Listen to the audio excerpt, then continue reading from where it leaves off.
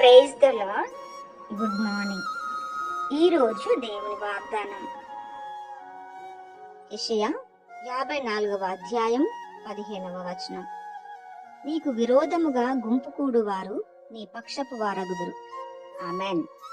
ప్రియమైన దేవుని బిడ్డలారా, ఈ లోకంలో జీవిస్తున్న మనకు ఎంతో మంది విరోధంగా లేస్తూ గుంపు కూడి మనకు హాని చేయాలని ప్రయత్నిస్తూ ఉంటారు.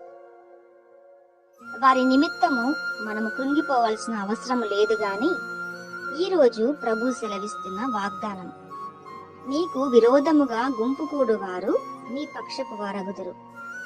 ప్రభువే వారిని నీ పక్షపు వారగునట్లు మార్చగలరు. విరోధుల గురించి, శత్రువుల గురించి ఆలోచించి నీవు బాధపడవద్దు గాని ఈ వాగ్దానమును నమ్మి విశ్వసించినట్లయితే తప్పక దేవుడే కార్యము చేయగలరు. ప్రార్థన.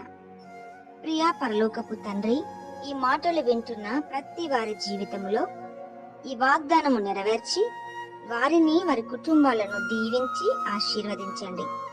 యేసు నామములో అడుగుచున్నాము తండ్రి. ఆమెన్. ఆమెన్. ఆమెన్.